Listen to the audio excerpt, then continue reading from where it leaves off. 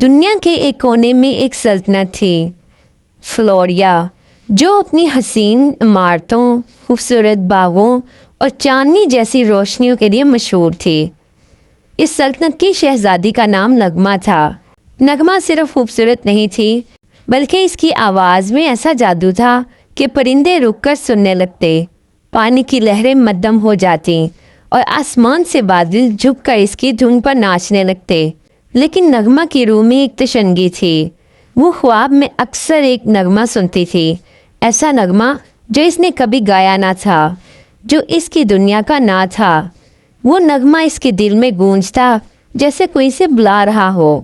ایک دن وہ اپنے محل کے پرانے کتب خانے میں گئی، جہاں اسے ایک پرانا ساز ملا، وہی ساز جو اس کے خوابوں میں بجتا تھا۔ جیسے ہی اس نے ساز کو چھوا، ایک دیوار پر دراریں پڑ گئیں اور ایک روشن دروازہ ظاہر ہوا۔ نغمہ نے بغیر کسی کو بتائے اس دروازے میں قدم رکھا۔ روشنی دھند میں بدل گئی اور نغمہ ایک زیر زمین دنیا میں جا گری۔ بونوں کی دنیا، نورا گل، جو کہ بونوں کی دنیا تھی۔ نورا گل کی زمین چمکتی ہوئی تھی، مگر سورج کے بغیر یہاں کے بونوں کے دل میں ایک نور دانہ ہوتا تھا جو ان کی روشنی کا ذریعہ تھا۔ ہر بونا چھوٹے قد مگر بڑے دل کا مالک تھا۔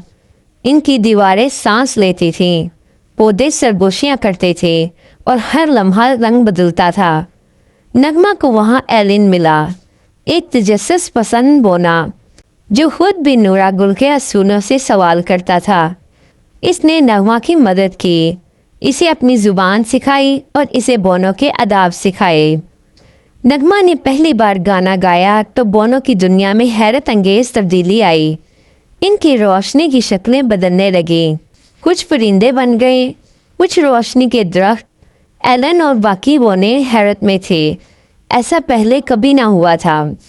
یہ صرف آواز نہیں، یہ جذبوں کی روشنی ہے، ایلن نے کہا۔ نغمہ بونوں کے دلوں میں اترتی گئی۔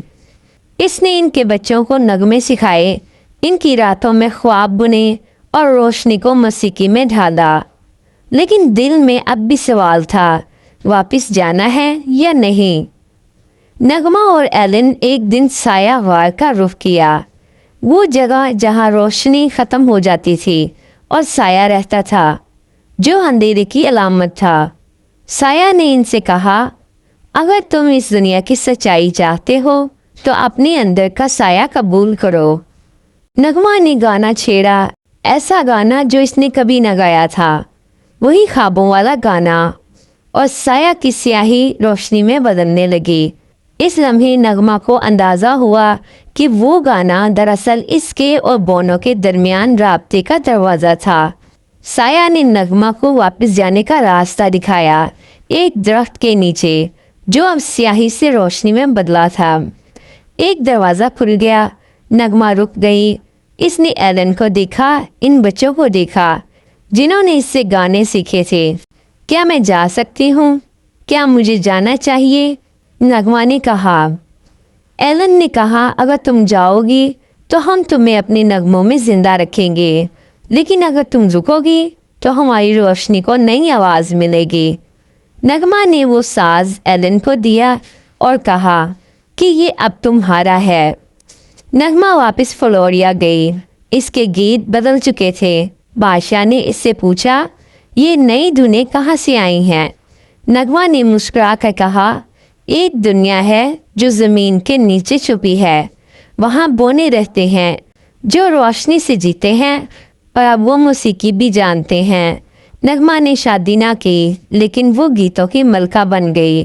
اس کی دھنیں بونوں کی روشنی سے بنی تھیں، اس کی گیتوں میں نور بھی تھا اور سایہ بھی۔